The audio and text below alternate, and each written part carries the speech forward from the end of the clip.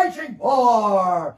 In this corner, weighing in at 195 pounds, he is from Long Island, New York, now hailing from Ithaca, New York. He is making his return to Earth from the hyperbolic time chamber, the challenger, Time Warp.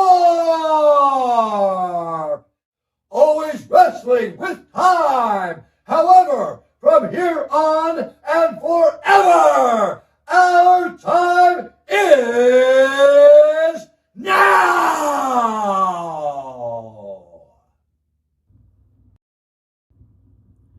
Hey, yo.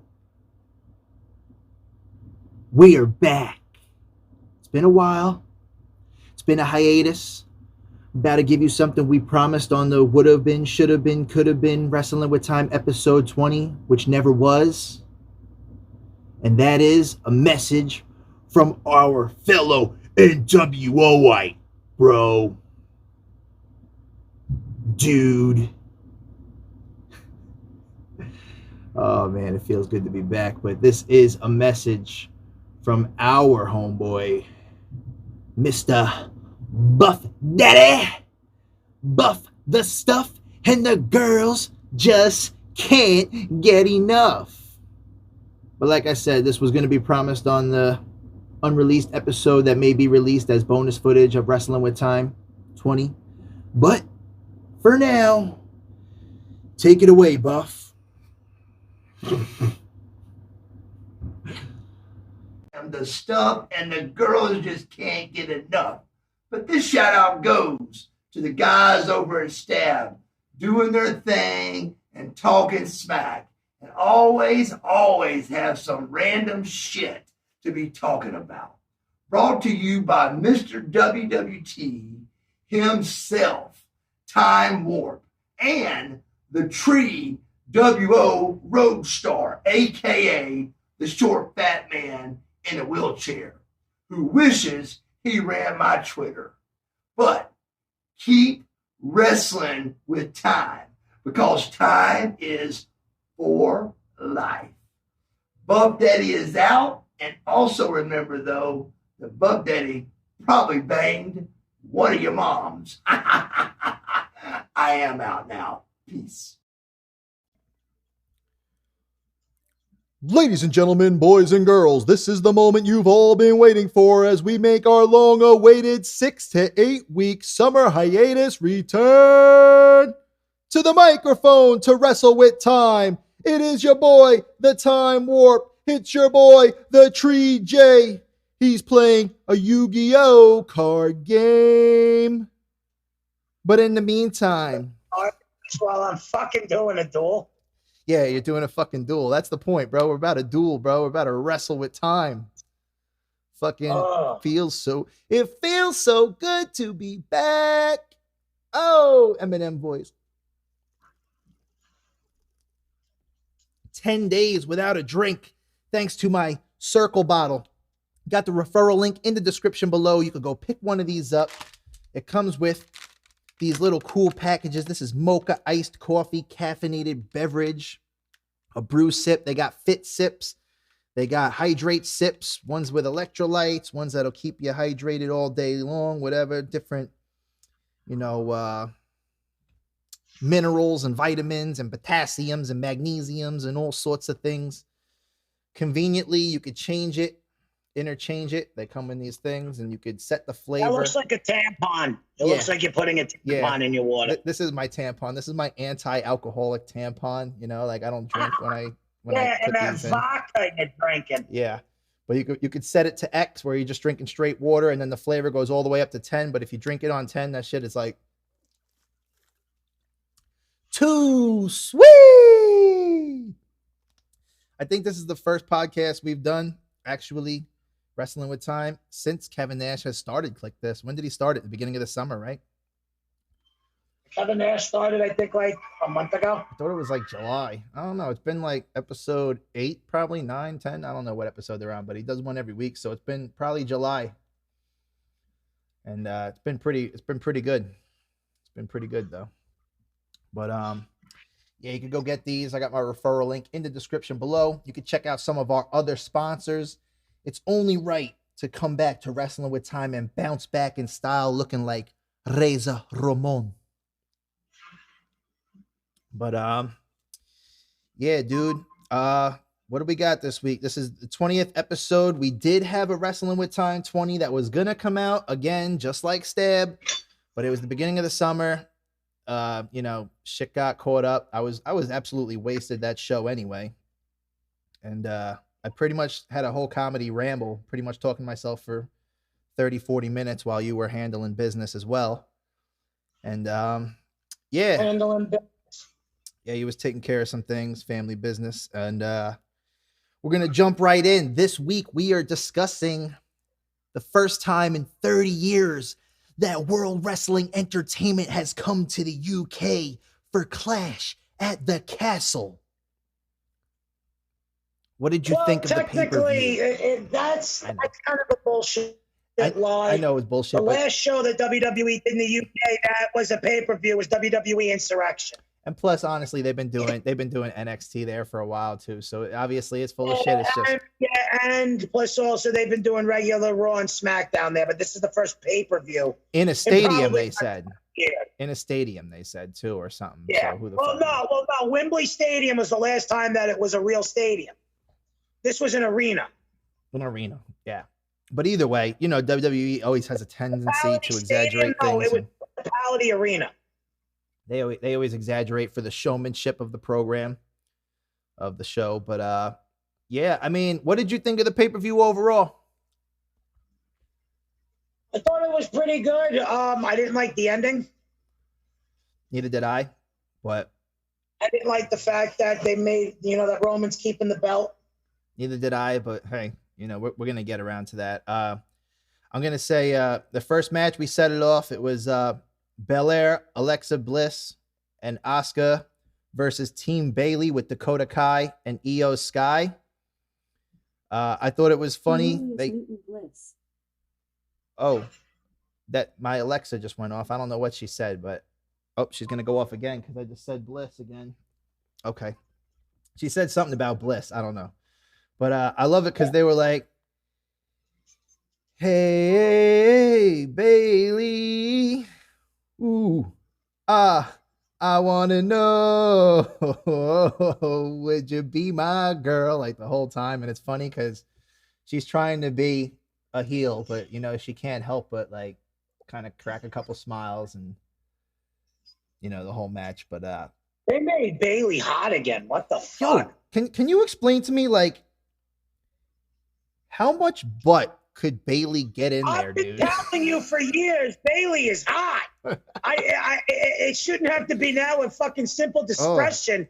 The pants she's wearing to go, dude, she's fucking fine. Dude, I was just like she had like even like her little belly area, like it was just enough. Like she was sexy since fucking 2019. But I'm saying like the Bayley to belly suplex, and I'm just standing there. She's standing there with hands on hips. She just got like just the right amount of belly, like. You could tell she doesn't like starve herself, but she's not like OD shredded and shit, which is dope. She has the perfect fat butt, bro. I was just like, couldn't you wear some shorts or something a little bit more revealing because your butt is about to burst out of those fucking pants. I wish she ripped her pants. I know that everybody would have been on my side when Big Bayley came around to bounce around. Her booty was nice and round. It was bouncing and jiggling all night in that match with the belly to belly plex. Nah. But got to add those SpongeBob references in there, but that's usually a Stab thing. That's usually for our other show, but fuck it. There was a triple suplex and a triple mount moonsault by Belair.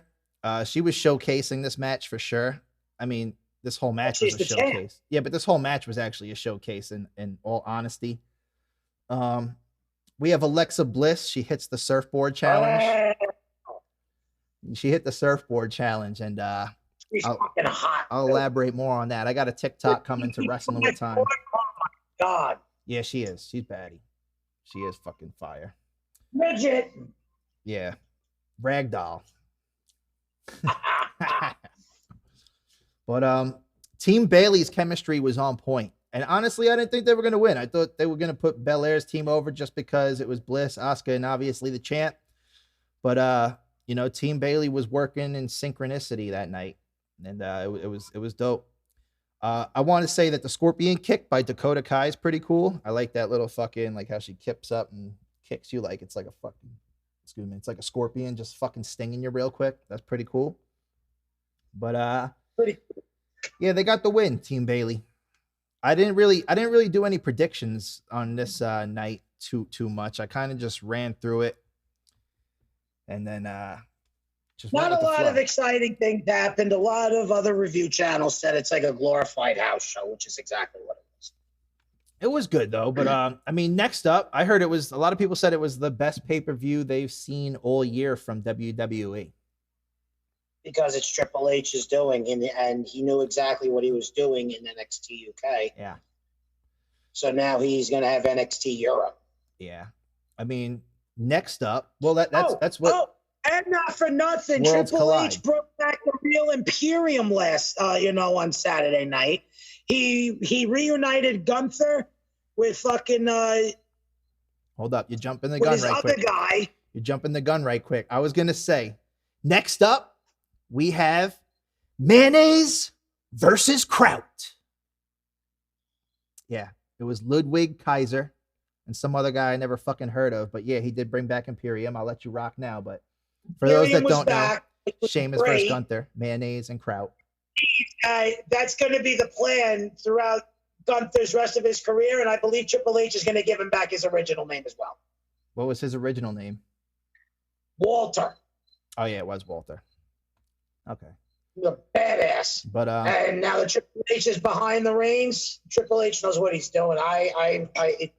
He made wrestling fun again. Can you believe that? It wasn't Tony Khan. It was Triple H. I mean, honestly, I was seeing something recently that said up until recently, there was talks of possibly being a forbidden door between WWE and AEW, but with the new head in charge, which is Triple H, that's no longer a thing.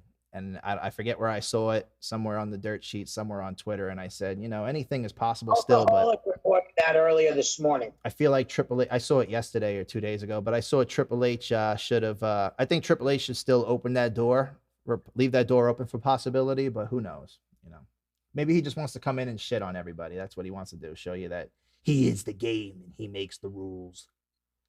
You can die like a fool. But yeah, Mayonnaise versus Kraut, which is Sheamus versus Gunther for the IC title. Honestly, this one I did predict Gunther, and then yeah, Imperium was brought back. I never even heard of Imperium. Triple H is not going to let Walter not lose, and it's a good feeling for both of them to perform in the UK. Yeah, Imperium was brought back to counter the Brawling Brutes. It's funny because Sheamus kept trying to throw on the beats of the drum. That's a feud I would like to watch. The Brawling Brutes versus Imperium. Yo, that would be a good fucking feud. They should have had it. Where that introduce the trios title in WWE, because Triple H has plans to create a new tag team belt, the trios title. So if you do it like that, Which AEW just did this weekend, though. They need to come back for the New Day. Oh shit, man! Now you'll have a fucking good division. Yeah, AEW just did that this week, and it was probably the match of the night. And it was the Young Bucks and Kenny Omega, which fucking stole the show. Can't even lie, but we'll get into that later. But CM Punk got into a fight with the Bucks, and it ended up into a fist fight. This was reported this morning, and it happened right after All Out. And Punk and one of the Bucks got into a huge fucking fist fight to where it took several wrestlers to get him off of him. Well, I know that Punk was shooting on Cabana. That has been reported everywhere, and Dave Meltzer and Sean Ross Sapp both said that it is true. Punk was shooting on Colt Cabana afterwards, and he was talking smack about him too. But I guess they had No. A reporter asked him are you okay with working with Colt Cabana even though you guys aren't friends? He's like, look, I wasn't the reason why that Tony sent him the Ring of Honor. That wasn't my decision. Whatever happened between us happened, so fuck him. I don't care. Yeah. Yeah, but I was watching. I didn't watch the whole shoot, but he had nothing. CM Punk had nothing to do with fucking putting Colt Cabana in Ring of Honor. I guarantee you that was Tony's decision because he doesn't have enough fucking talent on Ring of Honor. Honestly, Colt is nice though. I like Colt Cabana. I think he's very skilled. All right, well, CM Punk's known Colt Cabana just as long as the fucking Bucks have. And probably even longer because Colt Cabana and CM Punk used to wrestle in the indies together before fucking Punk was ever decided to go to WWE. So there's a lot of history between CM Punk and Colt because they've been best friends for a long time. So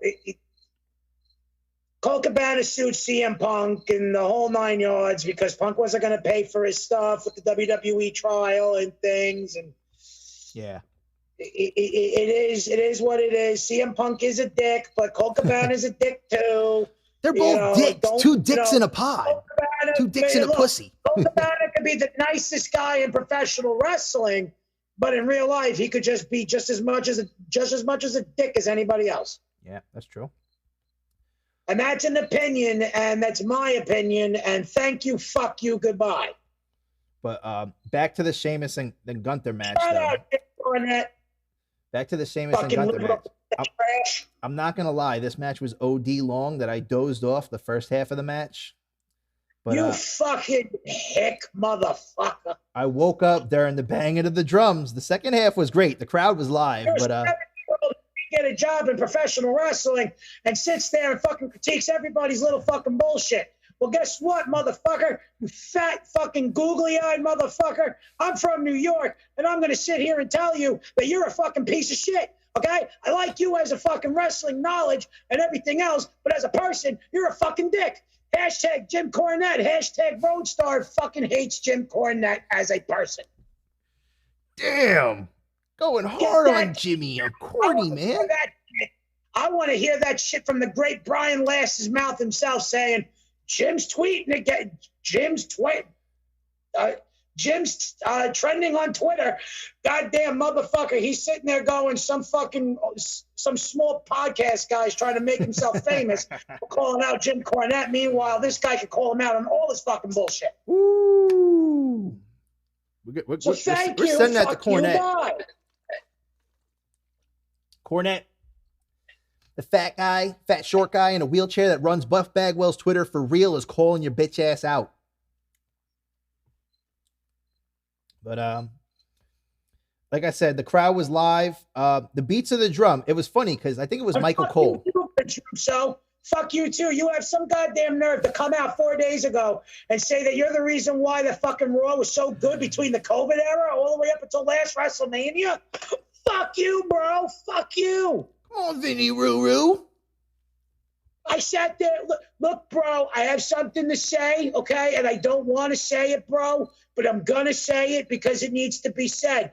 I have been paid. Now, when I say the network, I'm really talking about the USA Network. Yes, if you haven't known since I said that, bro, it is true. I was consulting for Vince McMahon and the USA Network for Monday Night Raw for 2 years. I called the USA Network. One of the heads recognized my name, bro, and he gave me a nice, generous, lucrative contract for 2 years to be a consultant, bro. So the reason why the ratings were starting to look better was because of me, bro. Just remember that. Vince Russo, you're a fucking piece of shit as well. Damn. Going in on everybody. You're one of the nastiest fucking New Yorker. You're one of the nastiest Long Islanders I ever fucking met. You're such a fucking liar. He's from Long Island? You're the worst. Hey, look, I lie, but you lie more than a fucking Chinese fucking tiger rub. You lie more than Pinocchio, bitch-ass motherfucker. You lie more than Jim Cornette does, and Jim Cornette's pretty honest. I still hate that motherfucker as a person. As a wrestling knowledge guy and a guy in professional wrestling, he is the greatest mind in professional wrestling to this day and probably the greatest manager of all time. But as a human being, because he's a liberal fucking piece of fucking suffering succotash shitbag, Fuck you, Jim Cornette. Thank you, fuck you, bye. And he also has those pink lights with the paper in his house where people come over and fuck his wife, probably, or something. Who knows? Right? Was it pink lights or pink paper? What was it? Go to JimCornetteDriveThru.com. I'm sorry, go to JimCornetteDriveThru@gmail.com and tell him that Roadstar Road and From Wrestling with Time said that you're a liberal fucking piece of suffering fucking succotash shitbag. And get that trending on Twitter. Why don't you fucking go and do it on your Wrestling with Time Gmail? Your WWT Roadstar at gmail.com. Gmail. Like, hey, you piece of shit, I'm calling you out. Calling you out. Fuck you. Fuck you, Jim Cornette. Fuck you, Vince Russo. Call him out as Dr. Fauci from your garage, damn it.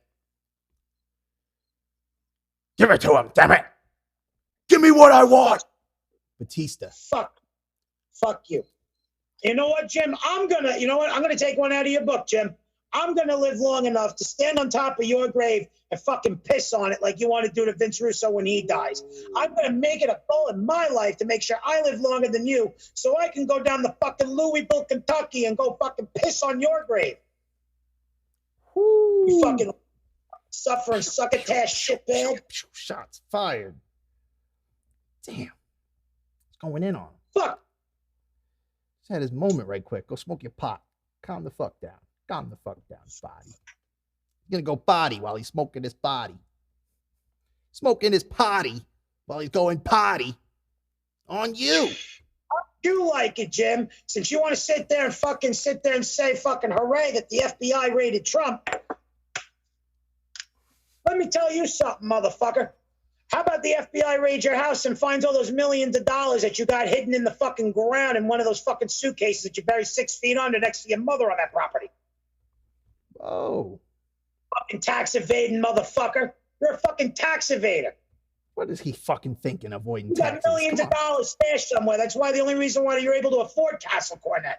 Because you got fucking money tucked thinking, away. avoiding taxes, man. Come on. The IRS does not know about. So how would you like it if the FBI and the IRS raided your fucking home? I wouldn't stand up for you because you're a liberal fucking suffering succotash shitbag. I got this. I got the answer to this one. I think. But as a professional wrestler, as the greatest manager of all time, as literally probably one of the greatest minds in wrestling who still understands wrestling to this day, when people say you don't, you do. As that aspect of your life, you are the greatest. I admire you. But as a person, you are a shitbag. I think I got the answer to this, kid. Want my 2 cents? That's all I got. Well, I got this nickel too. I'd be lying. 7. Give it to the IRS. Here, paying my taxes. Here, take these Allen keys that are made of silver. You'll get about $2 for it. Well, fucking, I don't know what caused that rant on your boys over there. You must be really mad at them. He said, fuck them. Fuck them all. Fuck them. So pissed me off. Give me a Paul After Heyman. Fuck him. Fuck him, Brock. And he was the reason why that the Thunderdome era was so good and that the ratings were able to, maintain. He wants to take credit for that, which I think is fucking bullshit, okay? And Jim Cornette just wants to run his mouth. And like I said, as a person, he's a fucking liberal, suffering, succotash fucking shitbag. But as a wrestling man, the greatest manager of all time, greatest mind in this business. I admire him in the wrestling aspect because he is one of the greats. Probably the greatest manager of all time next to Bobby Heenan. Yeah. And Paul Heyman. The 3 greatest managers, it would literally be a tie between Jim Cornette and Bobby Heenan. But if I really had to pick, it would be Bobby Heenan as number 1, and Jim Cornette would even agree that Bobby Heenan is the greatest manager of all time. Mm-hmm. But then Jim Cornette would come number 2, and Paul Heyman would come number 3. Mm-hmm. I like Paul Heyman. Paul Heyman is a conservative Jew. I don't like the fact that he voted for Trump. I like his ideas, and as a person, I've actually heard him talk as a person, and he's a very well-rounded guy. He understands everything. Yeah. Yeah, he fucked some people in the 90s, but guess what? He's a businessman. He was handed a shit promotion anyway because the original Eastern Championship Wrestling, that's what it used to be called before Extreme Championship Wrestling, it was already going under. Which is coming back. He was handed a company that had so much debt that he turned it around and made a little profit. And when he made a little profit, he owed everybody money and it fucked him in the long run. Mm-hmm. He was given a fledgling company as it was, and he even talks about that in his 2014 episode with Stone Cold when the Stone Cold podcast wasn't even on WWE Network yet. It was just Stone Cold's podcast when he was doing it by himself at his ranch. It was episode 14, and they were talking, and Steve asks him, so how did you get ECW? And he said, I was given Eastern Championship Wrestling when it was dying, and I was given a lot of debt with that company. I was able to turn a profit when I turned it into Extreme Championship Wrestling, but by the time I made a profit, I owed a lot of people money, and I was owed money from networks that they never gave me. Yeah. So the networks themselves put me in a hole. So people want to sit there and say that I bounced checks on them and this and that. Yeah, I did, but also you got to remember, I never got paid from the networks in order to pay you guys. I never did because most of the profits that we made ended up going to the network so that they can keep showing our TV shows. And then when they would cut us a check, they never gave us a check. Paul Heyman was owed by Turner Network Broadcasting. He was owed $13 million from Ted Turner. Ted Turner never paid it. Mm-hmm. Because by the time he sued them, AOL was already in the merger. This was in 99. Ted was so when ECW dissolved in 98, he sued him. But by that time, AOL and Time Warner were merging at that time. So Ted Turner said it's not my issue. It's technically at this point, it's not my issue. Yeah. It's going to be up to AOL because we're in a merger at this point, and until the merger goes through, you can't sue us. Yeah. So it was technically AOL and Ted Turner that fucked him in the long run. Holy dangerously. And himself as a person, I've seen him talk at fucking live events and everything on YouTube, and just seeing how he is on videos when it comes to him actually acting as a person. He's a great person. He's a really good guy. He comes from a good family. Mm-hmm. Yeah. He's a businessman. His father was a lawyer, so he's very business smart, and he spent a lot of time with his mom, which makes him a good guy. He wouldn't be where he's at today if he wasn't smart. He would have went under with ECW. He wouldn't be anywhere. He wouldn't be nobody's advocate. He wouldn't be nobody's chairperson for the round table of family tribal chief and shit. Paul Heyman is the greatest advisor. He's on the top 3 of Mount Rushmore's greatest wrestling manager. Yeah. And now Mount Rushmore has 4. It would be very hard to pick a 4th one, only for the fact that there's just too many choices. There really is. Yeah, there is. We'll come back to that another time. We'll have to do an episode where we talk about the 4 faces of Rushmore for valets, even, because think of all the women valets too, bro. I mean, you could throw anybody in there. You could put Liz in there, Woman, aka Nancy Benoit. Woman. Yo, honestly, dude. All right, forgive me for saying this. I've been watching a lot. I've been watching Nitro from the beginning of 97 to the end of 97, and I just finished Uncensored, so I'm in March, about to go into April, like Spring Stampede era. And let me tell you, bro, woman Nancy Benoit, beautiful, gorgeous, dude. Every time she looks at the camera, every time she looks at the camera, I was like, oh my God, bedroom eyes. Oh my God. No wonder she stole Benoit's heart. Sherry Martel, fucking sensational Sherry. Medusa's there. Medusa's there right now. She's coming out. I think she's making a return. Queen Charmel, she used to be a fucking Nitro girl, I think, back in the 90s. Yo, Jacqueline is with your boy the Taskmaster right now.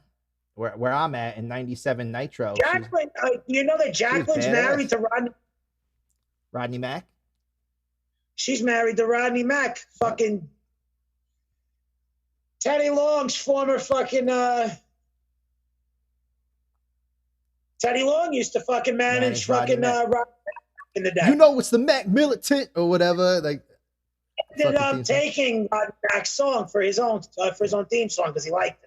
It's crazy because Teddy Long actually just came out in one of the Nitros I was with, and he's doing this this big guy, Ice Crusher or something, Ice, like some big dude that he's managing. I know that I also know that Teddy was a good manager and he managed the team. I didn't even recognize him. Well, I did recognize him when they said company by Teddy Long, but at first, like when he first came out, I was like, oh, he had a lot more weight to him. He wasn't as old. He was young.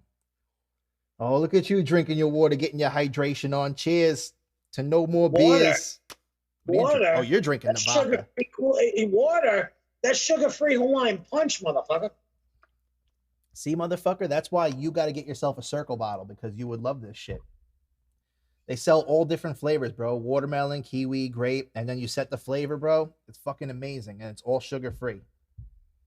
Nah, fucking 2 little pouches, 2 of those little bags, those plastic, those fucking things. How much do those cost, and how much do they last for? Dude, you're good for hours. This shit's like $3, and it lasts me all fucking week. I bought 12 boxes of this stuff. I'm only on box number 3, and I bought that 3 weeks ago.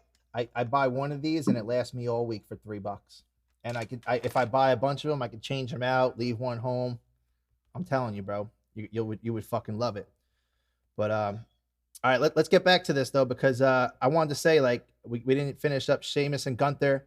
It was Gunther wound up winning, but let's just say that Gunther can't powerbomb for shit though.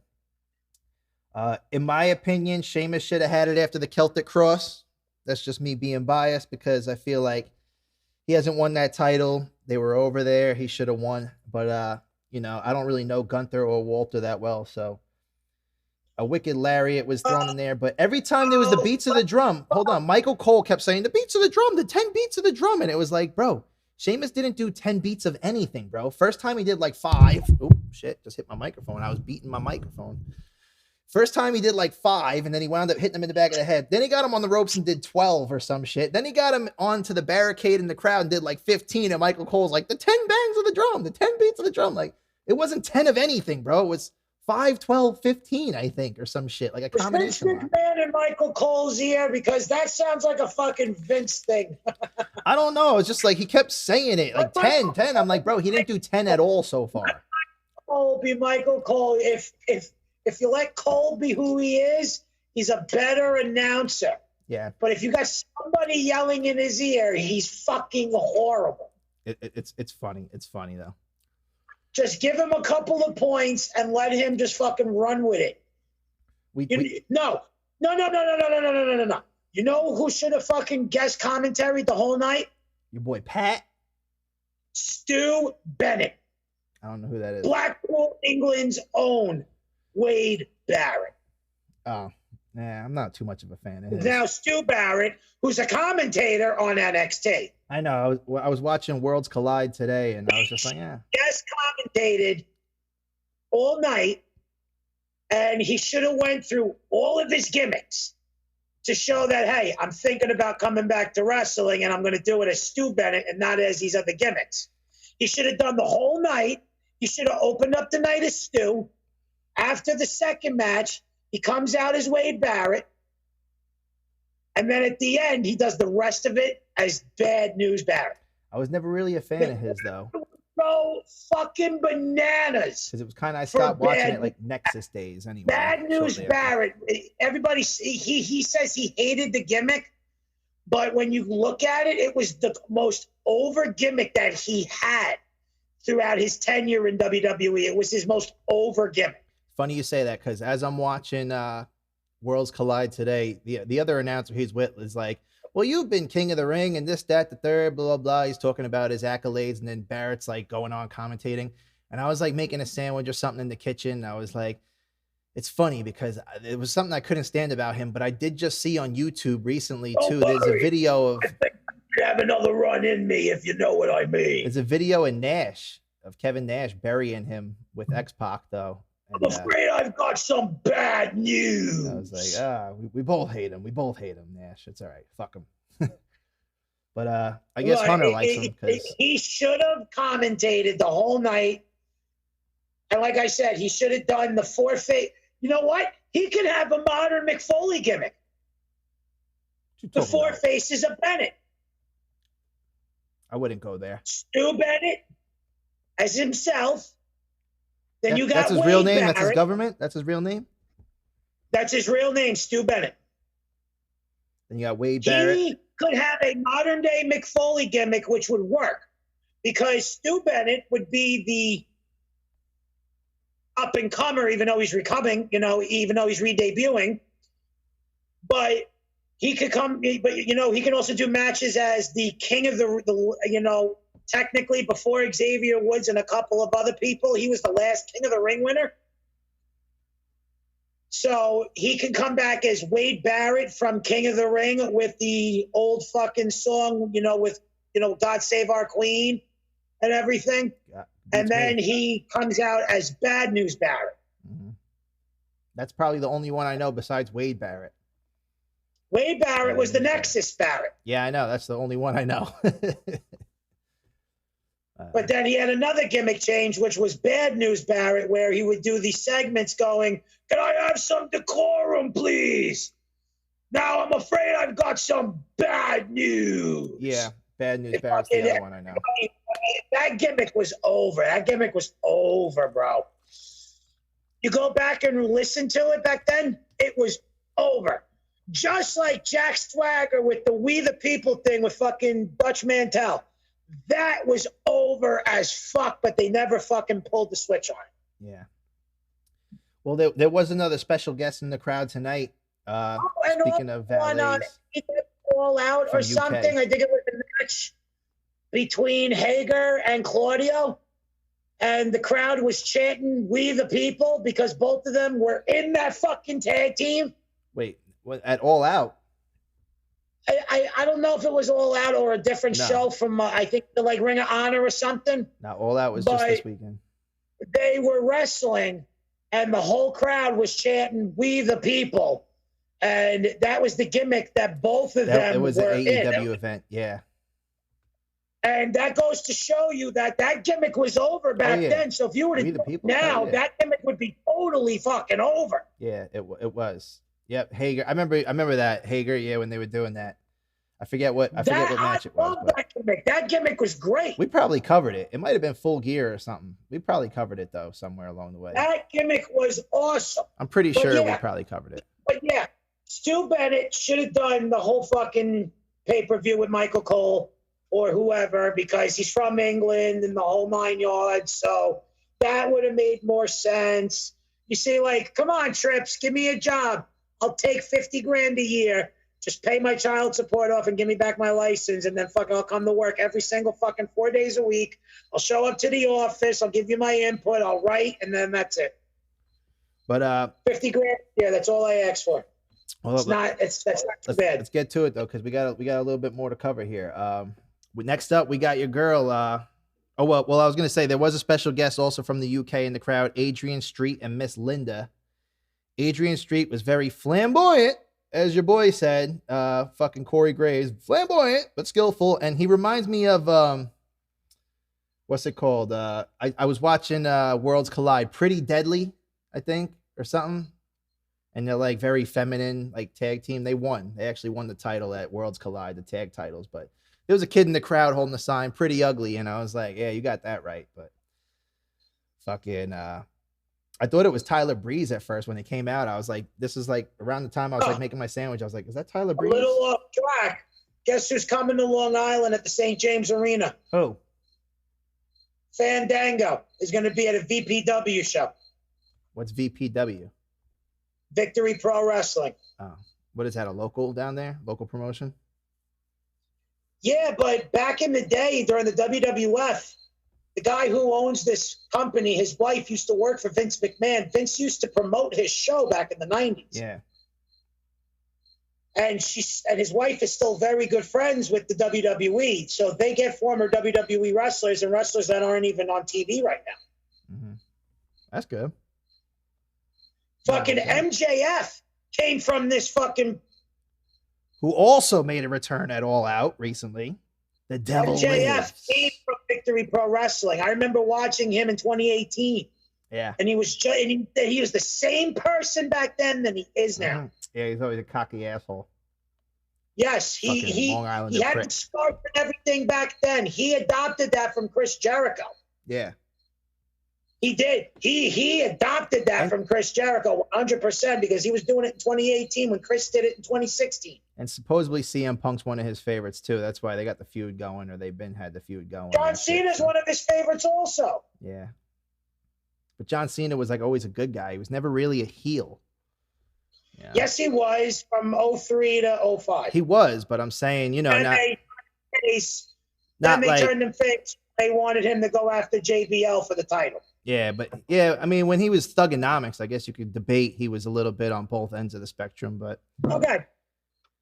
If you got a group, okay, if you had 30 people from the time that we all went to high school and everything, we had 30 people that didn't know wrestling.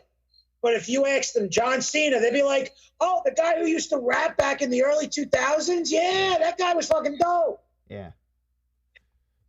John Cena was my favorite around that time, bro. That wasn't even high school, bro. That was like elementary school, like 03, 04, middle school, 05.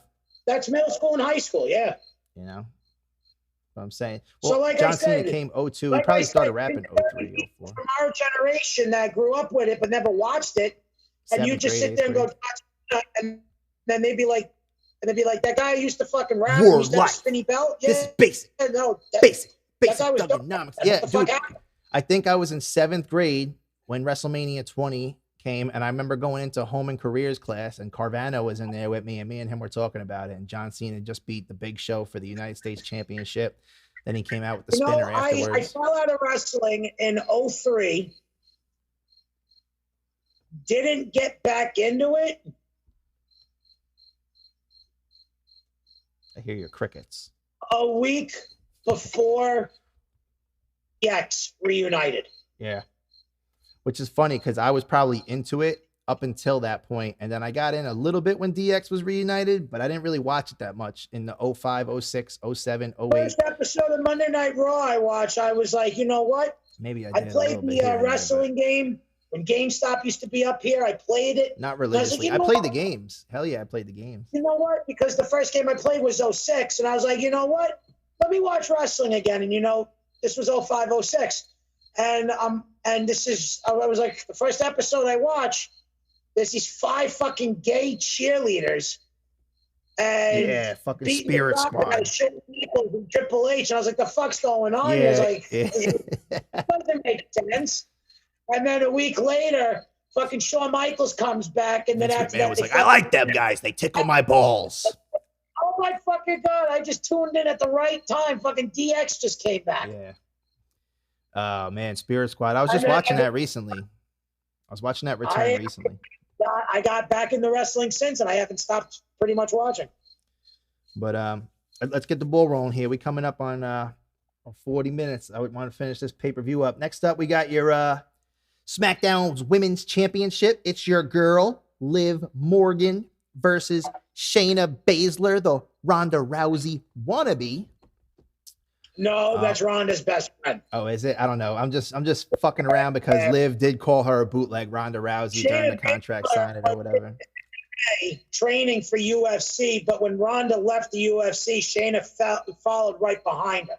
Oh, word? They were friends in the MMA world. I mean, don't get me wrong, Shayna Baszler's a beast, but I had a feeling Liv was going to use the choke pin that Riddle taught her in the video that WWE posted with her training, and then he had her, and he's like, look, you're in a pin, and then it forces you to break the pin, but then you could, come back with your own choke or something. I had a feeling she was going to use it. I was watching, and I said, watch her use it. She used it right into a, quick sequence into a code breaker. vintage Jericho. And then 1, 2, 3, it was over there. But Liv is fire, man. She is fucking something else. Let's go, keep going. Next up, we got Edge and Ray versus Judgment Day. I did see the spoiler video of the nut kick. I predicted Judgment Day because I saw the video on Twitter of Dominic kicking Edge in the dick. Edge hit the shittiest 619 I've ever seen in my life. The shittiest 619 ever. Yeah. Edge used to hit it so good back in the day when him and Ray were a tag team. What the fuck? Bro, neck surgery. That was the shittiest fucking 619 I've ever seen. I forget what he called it, but I like how Edge came out as a lucha. When he came out, though, the crowd gave him a standing ovation to where Ray was like, yay, it's Rey Mysterio. Yeah. But when Edge came out, the whole crowd was like, oh my God. I like the fact that Edge came out as a lucha. I was like, that's different. And he was back to the Alter Bridge theme. On this day, I see clearly. I loved it. The crowd, Chris Jericho'd him. They kept singing his song when the song was turned off. Yeah. They kept singing after the song went over. I wish he would have came out to the "You think you know me, though." Like, that would have been cool too. I wish he would have came back to the Rob Zombie theme. That would have been dope. That was dope too, yeah. But he did hit an execution return because you already came back as the Brood. You came as the leader of Judgment Day. Now you came back as the Rated R Superstar. Now you need to come back as just Edge, the original Edge. After the Brood was over, like, you need the Rob Zombie theme back. Yeah, it would have been cool. But I honestly think if you would come out to the Zombie theme, I think the crowd would pop a lot more than hearing the Rated R Superstar theme. I forget what one of the announcers said, if it was Cole or somebody, but you said, it's funny, you said the shittiest 619 because I didn't think we were going to see. I think he said that's what you would call a 518 or something. I forget what he like cracked a joke, I think. Canadian area code. But I was like, I wasn't calling it a 619. I said Edge 19. Like, I just shouted it. I was like, Edge 19, Edge 19.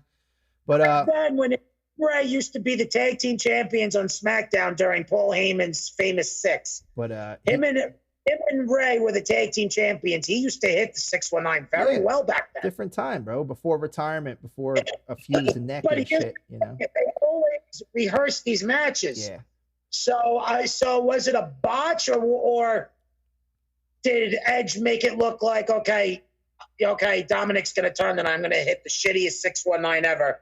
And Dominic's going to get pissed at me because I made his dad look bad by a 619 like that. Possibilities. You could flip it any edge of any side of the coin. But I mean, honestly, Edge did give it his all. I can't talk about fuse neck because Edge did give it his all with that spear through the ropes. I mean, Rhea just constantly whooping Dom's ass again. Like, it's like that fucking stepchild fucking that just gets beat by his fucking stepmom. Can we get to my favorite match of the night? What happened? Can we get to my favorite match of the night? Because I got a lot to talk about that match. Hold up. Wait, so Mysterio with the dive. I would say all hell broke loose, but in this case, all judgment broke loose. You get the 619 into the spear for the 1, 2, 3. And this is where we get the it's funny because Dom lost his shoe. I don't know if you saw, like, his shoe slipped off after I watched it again. Yeah, and then he took off the other shoe. So I was like, I was going to make a TikTok out of it. But this is where we're going to get the heel turn. We're going to get the heel turn of Dominic Guerrero. It's on the way. How much you want to bet, since he already came out on Judgment Day tonight, an hour or two ago? Spoilers, people. How much you want to bet that next week on Monday Night Raw he comes out and says, I did Ancestry DNA. Because I'll tell you something. I am Eddie's son. I did 23andMe. And me is Eddie. I am Eddie. I mean, take a look at the picture from the 4th of July show. That is Eddie Guerrero. Got the same fucking haircut. Same haircut and everything. But yeah, you said your favorite match of the night. Next to you. You know it to be true, Dad. You know I am not your son. You know Mom was sleeping around. Come on. That's why Aunt Vicky was always mad that when I would come over, she would look at me like the bastard son that I was. That's why Rhea beats me like my stepmom, because it reminds me of Aunt Vicky whooping on my ass. But really, Aunt Vicky is stepmom Vicky. It's very weird. Yeah. But I'm so confused, Dad. I'm so confused. It's all your fault. It's all your fault, right? But why couldn't you let Mom keep her legs closed? Why couldn't you let Eddie stop drinking? Just why? Mom was 619 and without the one. Eddie was the one. It was 69. And dude, that storyline could go on for 4 months and it would do fucking 4-star ratings. You could do it for a whole fucking year, bro, because you're bringing back shit from the past and you can't resurrect the dead. So Eddie's not really here to, fill in the void of the story. So you could just have this angry youth mad at all the lies his entire life. You could run that for a fucking year. But like I said before, when Sami Zayn was the conspiracy theorist on SmackDown, Alex Jones should have been his manager. That shit writes itself. But what was your favorite match of the night? The next one, Matt Riddle versus Seth friggin' Rollins. Yeah. Hold up, Michael Cole here. Michael Cole said in the promo, Michael Cole said Seth friggin' Rollins instead of freaking Rollins, which give it another 10 years and maybe we'll move to Seth fucking Rollins, or at least Seth effing Rollins, maybe. No, I don't know if you saw Monday Night Raw, but there was an interview where they're both backstage. He said friggin'? And Seth Rollins says, and that's why that your wife left you and took your kids away from you, right? Oh, yeah. And Matt Riddle goes, fuck you, bro. Where the fuck are you? And I was like, yo, Triple H is pushing the fucking line. Brought me to my with next them line. Actually cursing. I was like, this is making me want to watch it more. He said, I'm gonna fuck you up, bro. Even bleep. Fuck you up. Where the fuck are you? Yeah, even bleep for me. That's what I said. I put it right here, dude. I said, I'm gonna fuck you up, bro. Even bleep. It's more real. It's more Jerry Springer-like than the PG era. And I said, kudos to Triple H. Thank you for making wrestling real again. It worked. And you bleeped FYI, it so the kids don't know, maybe, even though they do fucking know. I don't know if anybody noticed, but Patrick Starr, was on Matt Riddle's shorts. If you didn't notice, he was wearing my shorts. Yeah, they did. They made the joke that said, I didn't realize he was coming out of bikini bottom. Then when he got in the ring, like these little fishes went swimming everywhere for like their little 3D effect. Patrick Starr's fucking shorts, bro. Honestly, intense match. Match of the night. He was stage. In my opinion, it was match of the night. It was intense. It was, dude, it was my favorite fucking match. They hyped it up for so long. And I'm so glad that Triple H knows that Matt Riddle is a main event. Honestly, I thought they'd put over Riddle because as a singles competitor, but they're probably saving him for tag team with Randy still. The only reason why that Seth went over, and now this is the good point that Dave Meltzer made about this match. Even though Dave doesn't like the WWE right now, he made a good point. He said just because Matt Riddle lost is not taking away any flame that he has. It's like Seth Rollins can lose 10 matches in a row, but Seth Rollins will still be white hot. Mm-hmm. It's like that's the idea. Is like they still need to keep Seth Rollins good for either another match with Roman Reigns or obviously there'll be another match when Cody wins the title. Seth's going to go after him. You think they're going to get it here? You don't think they're going to have Riddle come back and try to have one more redemption? And Seth, well, no, that is the plan. The plan is for Cody to win the title and then the Seth challenge him for the title. Mm-hmm. Because now you have both of Dusty's boys fighting for the championship. It writes itself. Yeah. Makes sense. Both students of the game of Dusty and both students of the game under Triple H. It's literally 2 generations of tutelage in one ring. Yeah. Literally both of Triple H's guys. I know. You're right. At the top. Right. Pretty much defining a new era in sports entertainment. That's Triple H's way of saying Vince is gone. This is totally new, and these are my guys. Yeah. This is what should have been This is exactly what should have been. It's like Cody should have been champion. Shoulda, coulda, woulda Cody should have been World Heavyweight Champion when he had his heel gimmick, and that was mad over.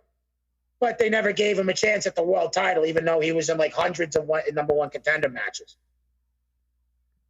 You're right, but it was definitely match of the night. The fucking intensity of this match was the greatest match of the night. I give it 5 stars. Yeah, I give it 5 stars too. I think it stole the show, and I feel like you always say, you could have put Roman Reigns in that match spot and let Matt Riddle and Seth Rollins be the main event. It would have done much better as the main event. Didn't you say a while back, like you either want to be the first or like the second to last or the main event, or you don't want to be the second to last? What was your old slogan?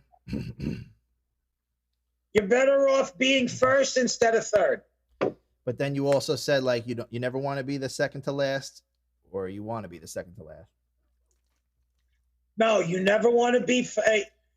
You never want to. Okay, if you have an option to be first or third or middle card, you're better off being first because then you have because then that's your chance to get the crowd energized. Chris Jericho even said that because one of the reasons why Chris left was because that at WrestleMania Vince kind of fucked him in the long run. Kevin Owens and Chris Jericho was supposed to be, higher up on the card in the last 4 matches. But then all this bullshit was reworked and everything, and Vince wanted to put him like 3rd, 4th match out of like an 11-match card. Mm-hmm. So Chris said, I would rather be first instead of middle of the card. And Vince gave him first. And then that's when Chris Jericho made up his mind and said, I'm out of here. But either way, I think that they're going to make this a rematch because you're better off being first, the tension is still steal there. the crowd, start the crowd, than being in the main event. Because I'll tell you why. You may make more money in the main event, but it's the energy in the crowd that you want to captivate and maintain and start riling up. You're better off being the first match. Yeah. I mean, especially after maybe that's just how humble I am because I've been out of the business for so long and I look at it in a different light. But that's the way I look at it. I mean, you're better off being first, energize the crowd and captivate the crowd. Because if you go 20 minutes, guess what? The crowd gets to learn about you more. Instead of while you're in the middle of the card or higher up to where the match is only going to be like 10, 15 minutes. You got an extra 5 minutes to let the crowd know who you are. And honestly, that sets the trend for the entire night usually. Like it's like, oh, I'm looking forward to this. Then like you can kind of get bored out through the middle of the show and then you're obviously waiting for the main event. The rest of the show will be easy. But once you steal the show in the beginning, it sets the trend. But if you can steal the show in the middle, it's also great because I feel like that's what at All Out what happened with the Bucks and everything because they actually stole the show. I think that the Young Bucks match, World Trios Tag Title, it was actually the second match, but it was Kenny Omega and the Bucks versus Hangman Page and Alex Reynolds and John Silver. It was match of the night, and the best part was Kenny Omega when he came out to the camera. He said, "Don't you back up! Don't you dare fucking back up! You boys in the back, try to beat that." And honestly, you know who honestly almost beat that, though? The fucking 4-way girls match. Jamie Hayter, Hikaru Shida, Britt Baker, and Toni Storm for the interim women's championship was honestly a fucking show stealer, too. Them girls went in. But I don't think anybody else in the back came close to stealing the show like the Bucks and Omega, but that was just me. But, all right, final main event. Let's move on. We got the Undisputed Championship main event. 734 days, Reigns versus McIntyre. I do love how they had the main event. Drew McIntyre. Or whatever. I am so off about this main event. This was a Vince move. I'm going to say that right now. This is a Vince play. But I think Triple H did it because, like I said, he's going to end up having Cody take the belt, one belt off of him, and it's not going to be the Universal title. What were they doing? It's going to be the WWE Championship, the one that his father never won. What are they doing? The Drew McIntyre, or what chants were they doing? The Drew McIntyre. I wasn't listening to the crowd. I wrote it down, but they were doing it the whole match. I was more invested on how I almost said Vince. I was more invested on how WWE was going to fuck up this match because it had Drew to win. It was a slow build, but once it got into it, it was dope. But it was a slow build. It had Drew to win, but after spears, Superman punches, claymores, and fucking back and forth, this, that, the whole 9 yards, the kitchen sink, fucking. I honestly feel like Vince McMahon wrote this, and it really sucks because I understand why Cody's going to come back, win the Rumble, and challenge Reigns for the title and stuff. That makes total sense, the whole 9. But shout outs to A-Town on the cell, though. His arm was there. It was stuff because Theory came out to cash in, gets KO'd by Tyson Fury, and he just stood there like this, like, you know, his arm was up, like kind of how when you get knocked out, like with the foot, you know. But I don't know. That was kind of funny. I had to rewind it like 3 times. Screamed Vince McMahon, but like I said, I understand where they're going to go with this angle. They still have a couple of more people they can feed Reigns Solo up until Sikoa Cody just shows up. returns. They're bringing him up. They're moving him up to the main roster, I assume. You think? Well, no. Apparently, the next opponent for Roman is going to be Karrion Kross. Yeah, I figured that. And that would be really good because if Karrion's Scarlett's the one fire, in order to by the fucking way. Reigns, I can see that happening because that's Vince's regime versus Triple H's regime. Yeah. Like when Karrion was in NXT, he was fucking Triple H's guy. Like he was as close as Tommaso Ciampa was. Yeah. So Triple H shocking the world and having him come back and erasing that whole fucking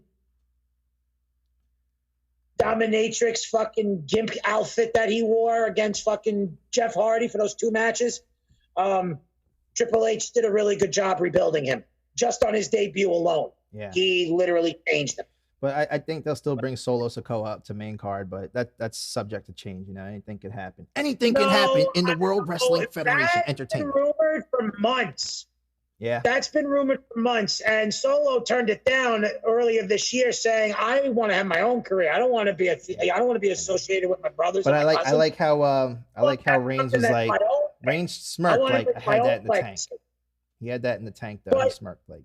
But like I said earlier, if you're going to have Rock versus Roman Reigns, then you're going to do a 4-on-4 match so that The Rock can't get hurt. Mm-hmm. And you would do mixed tag 4-on-4. So it would be Roman Reigns, the Usos, and Naomi, because Naomi is coming back with Sasha Banks, versus The Rock, his daughter, Solo, and Rikishi. Yeah, it'd be dope. That'd be fire. And then all the Samoans have a big main event. And that's it. One thing that baffles me though is after the match is over. The Rock does minimal work. He doesn't get hurt for Hollywood. His daughter gets exposed on WrestleMania. Rikishi comes back. Solo gets to be in the main event. The whole fucking family's there. Mm-hmm. Yeah. One thing that it's Rikishi can come back for one match. It's the table. Give him $200,000. I guarantee you he'd be happy to come back for one match. Who's the real chief of the table? Dwayne. Come on, Dwayne. Do you smell what The Rock is cooking? Ha! I created you, Roman. And the only reason why Solo would be on The Rock side is because, like he said 6-7 months ago, I don't want to be associated with my brothers and my cousin. Mm-hmm. I want to be just me. So in order for him to be just him, he needs to team up with his dad and his uncle to show that I don't need you guys. Yeah. Makes sense. But I don't get like why continuity, folks. Yep. Kayfabe equals continuity. You could get those shirts over at wwt.cottoncart.com. The link will be in the description for all our merchandising needs for the show. You could click on any of the links below, the sponsors. Like I said, I got the Cirkul referral link. If you want to get a Cirkul with a couple free flavors, click the link. Get yourself one of those. Save also, I don't know if it's 20, 30%, whatever your first purchase is. But just one quick closing remark. What I don't get is why Tyson Fury comes in the ring. Roman looks threatened, even though they had that conversation backstage. He shakes his hand, one champ to the next champ. He helps up McIntyre, and then he sings, "Drove my Chevy to the levee." Singing, "This'll be the day that I die." I don't know why. I don't know fucking what the significance of that was. Huh? Maybe he was drunk. He must have been. He must have been. He's an Irishman. No, he's an Englishman. Isn't he English? An Irishman, whatever he is. He's in his hometown or whatever, his home state. He's watching a pay-per-view. He's having a good time. He's a guest of honor. He could get fucked up if he wants to, just as long as what he has to do. It ain't that bad. That's a fact. That's a fact. Anyway, we're going to close the show with that. Anything else you want to add? Folks, don't drink and drive. That's it. And buckle up. It saves lives. And don't text and drive, you fuckheads. Remember, it can wait. Pull over on the side of the road. That's only in New York. In other states in this country, you can text and drive and talk on your phone. You know, if the cops could have fucking laptops and read your license plate while they're driving, I mean, that's like, you got to use a whole hand for that shit. At least with my phone, I could voice text, whatever. But what do I know? Anyway, we're signing off. Wrestling with Time, episode 20. Shout outs to Buff Bagwell for the introduction to this episode. And one more time, I'm going to push the hair back because my hair ain't been this long, bro. See how long my hair getting? I'm really on my razor shit. Too sweet. Suck. Fucking suck a chode. You fuck. Ooh, scary. All right, we out. So let me get this right. Let me tell you something, Mean Gene. It's for life, man. Boop. Cut.